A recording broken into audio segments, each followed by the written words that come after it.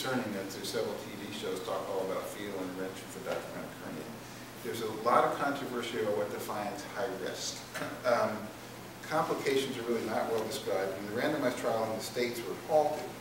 So open repair is abandoned, ligations abandoned. There is widespread use is clearly not advisable.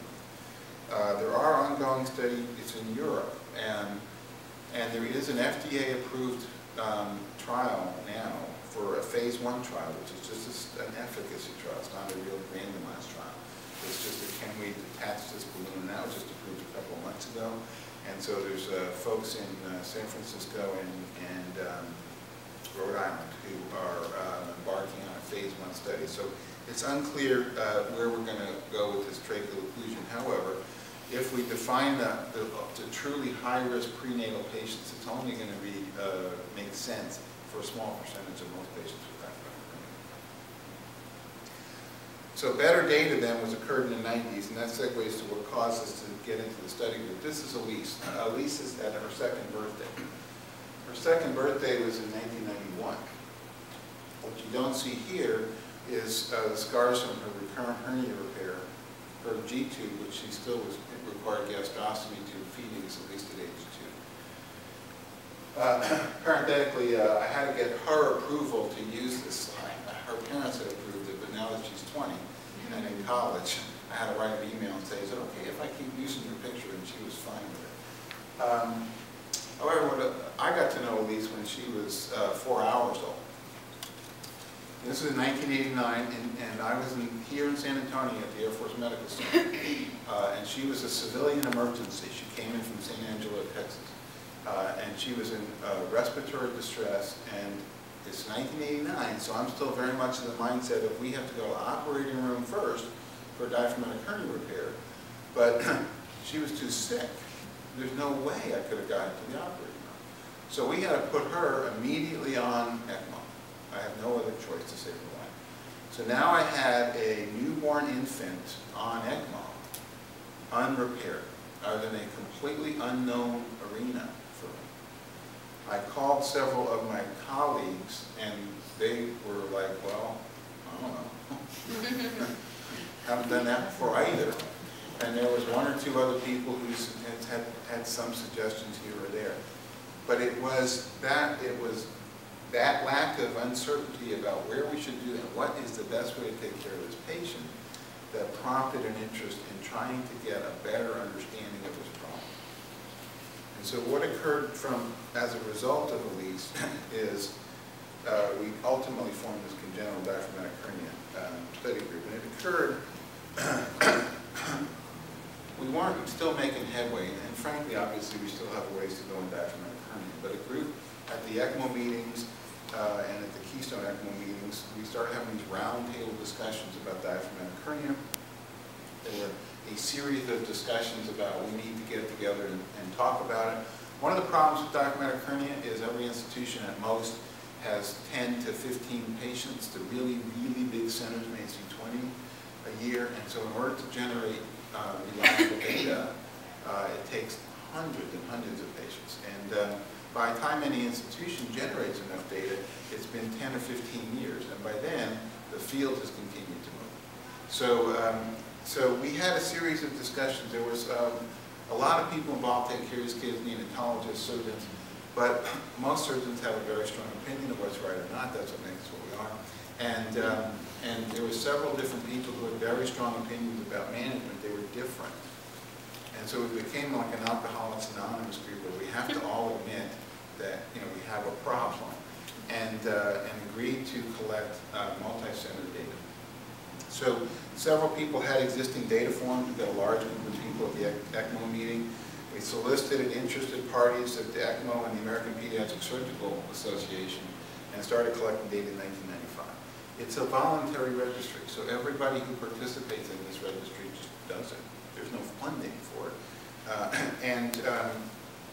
It is a registry of live-born infants, so we're missing out on a subset of prenatal diagnosed kids who die in utero. The first meeting that we had as a study group was in Houston in 1997, and there's been subsequent small group meetings over time. We had several large meetings, again, in Houston, one in 2004, one in 2007. Currently, there's about 54 active centers in 8 different countries. Obviously most are in the United States, but there's a fair amount in the UK. There's actually 4 centers in Japan.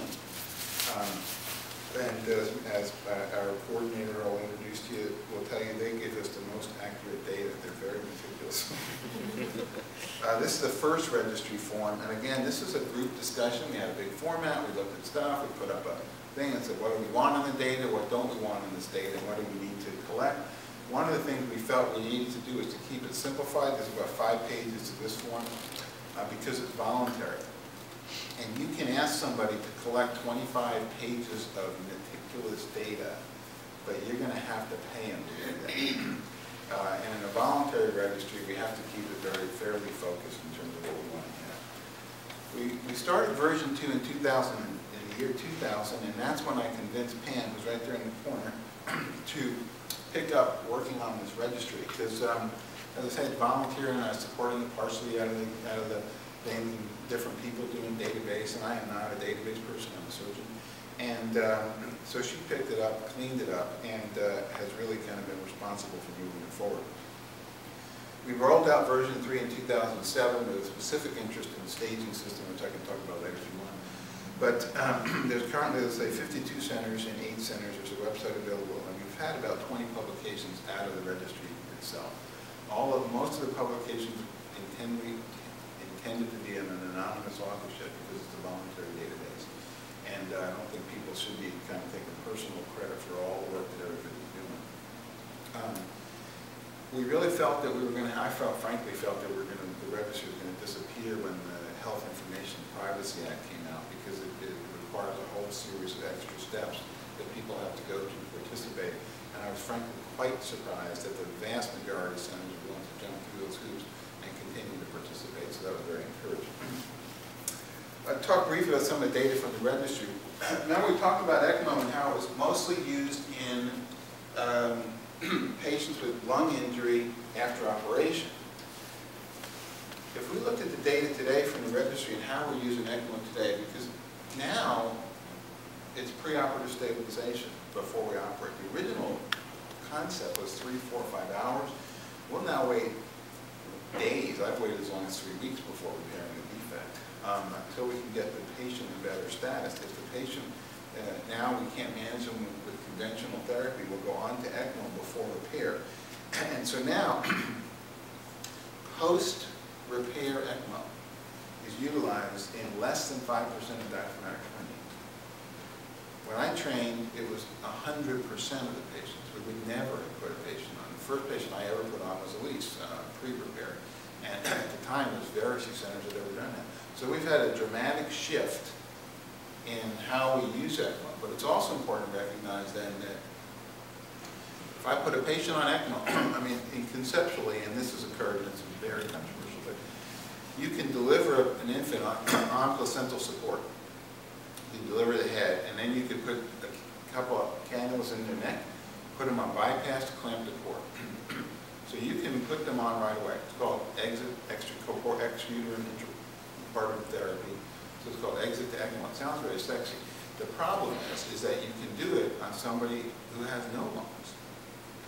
Because if they're on placental support and then you put cannulas in and you clamp the cord, they're still up, but they don't have you can't fix the problem. I mean, we can fix a lot of things, but we can't fix no lungs.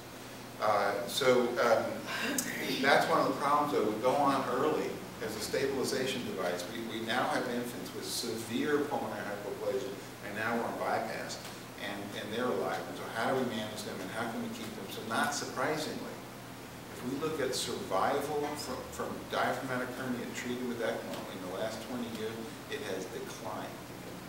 We've had worse survival with